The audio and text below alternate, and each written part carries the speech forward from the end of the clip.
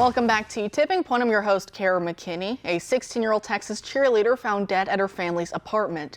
Her mother found her lifeless body in the bathtub after the teen failed to show up for the town's lighted Christmas parade to perform with her cheer team.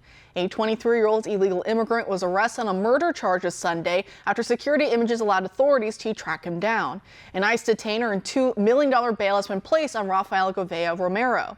It's another case of this should have never happened. We have enough criminals in America as it is, so why are we importing more and spreading the misery to ever more families?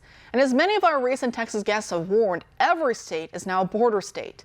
So it's not just families living in border states who need to sleep with one eye open due to the manufactured crisis of the leftists in power to keep them in power. Because now gangs from South America have made it all the way north to Detroit, Michigan, where they're targeting multi-million-dollar homes.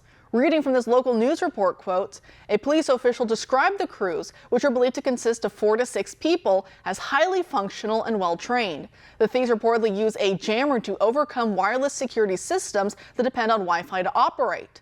The crews are all dressed in black with backpacks and gloves. They are non-confrontational and their goal is to get in and out of the homes quickly, police said. At least 30 to 40 homes have been hit since September in the Detroit area.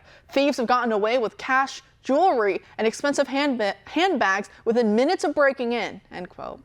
And yet, if you dare defend yourself against this onslaught like that Californian father we talked about the other week, who chased off a gang of armed thieves who tried to overpower him with his wife and baby inside, you might just get your concealed carry permit revoked.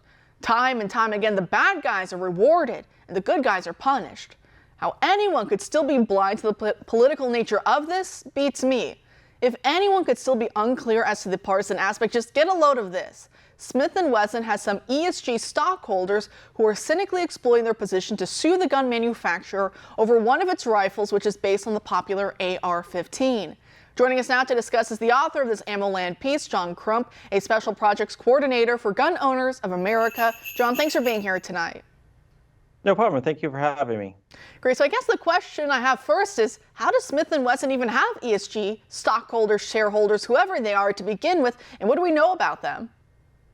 Okay, well, Smith & Wesson is a publicly traded company, so anyone can buy shares. Back in 2018, this ESG group led by a Catholic nun, which I'm Catholic, so kind of disappointing, bought into the company and had the goal of getting Smith & Wesson to change their policy surrounding the MP-15, which is the AR-15 pattern rifle. They tried to do it through stockholder meetings, but it was overwhelmingly rejected. So now they are suing Smith & Wesson, claiming that Smith & Wesson is failing its fiduciary duty and is not taking them seriously and trying to sue them to get them to stop producing the MP-15.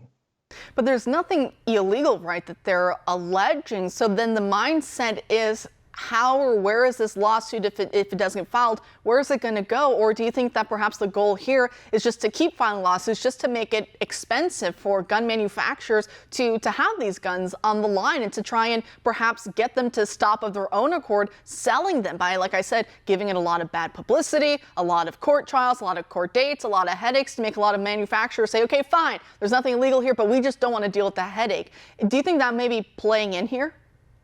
Yes, absolutely. What I think they're trying to do is they're trying to make it so expensive to defend these lawsuits that they are hoping that the company will look at the bottom line and say, hey, it's better for us if we stop selling this because it's cutting into our profits. Hopefully Smith & Wesson will not buckle on that, but this is one of the plans, not only from the ESG side, but from other cases where they try to make the business of dealing in firearms so expensive that it's not worth it.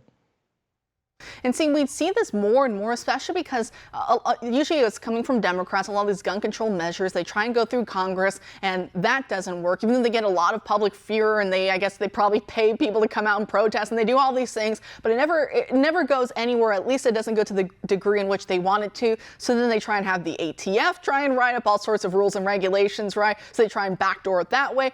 Or they backdoor it through all this lawfare. And it's just so mind-blowing to me.